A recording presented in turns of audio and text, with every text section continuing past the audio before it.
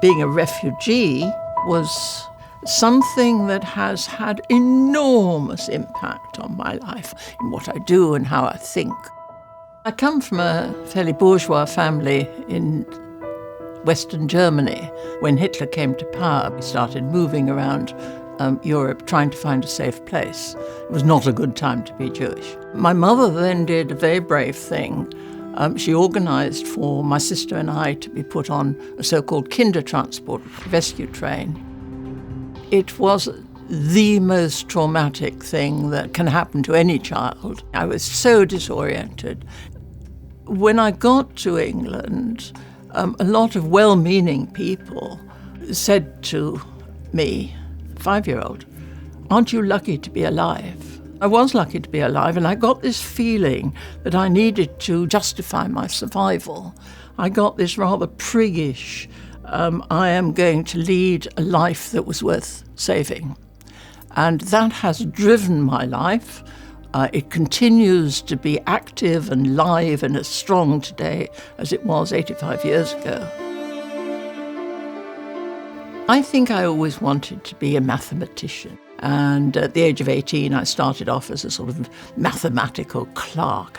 So I worked on the figures for the first transatlantic telephone cable. In particular, I worked on Ernie, the premium bond computer. I just fell in love with computing. It was absolutely absorbing. I could not believe that I should be paid so well for something that I enjoyed so much. It was a wonderful thing to happen to me. I was a systems engineer and really have made some impact on the computing world, simply because I was there in the early days. Having been patronised as a Jew, I've then found it extremely difficult to be always patronised as a woman. You fight back a bit, you learn to ignore things, you make a joke of it, but eventually it does get to you. Really, almost overnight, I decided I've had enough of this sexism. I really can't stand it anymore. I am going to try and set up an organisation that is the sort of organisation that I would like to work with. Family-friendly, flexible to the extreme, ambitious.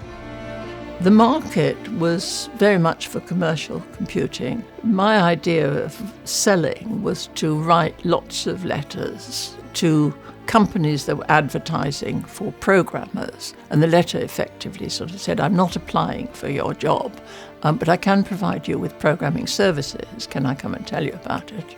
And for years we dissembled and disguised the fact that it was part-time women working from home.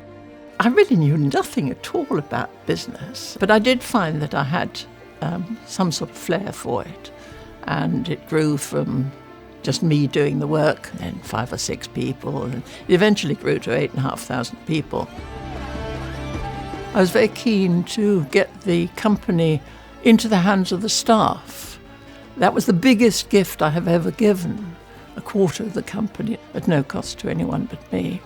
We eventually floated, and at our peak value, we were worth $2.8 billion.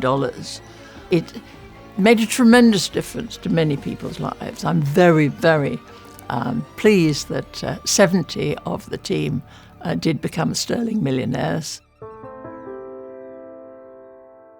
As a refugee, I was consumed by survivor guilt and depression, and it's only by starting in the philanthropic world have I been able to let that rancour go. Most important things that you do in life do not happen quickly. It's taken me a long time. I've spent nearly 70 million sterling on my philanthropy so far. I was a scientist, I became an engineer. I really follow the scientific principles. I'm interested in things, in ideas. Particularly on the engineering side, we're all concerned with innovation, in making something new. Great engineers take other people's ideas, they grow them, they develop them, they credit the innovator, and they have that drive to actually use their skills to make the world a better place.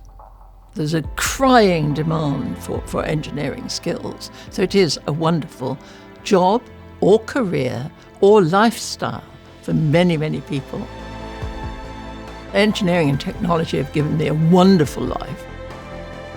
Success now means to me that I've got choice as to what I do, who I spend time with, how I spend the rest of my life, and I hope it is to continue to lead a life that's worth saving.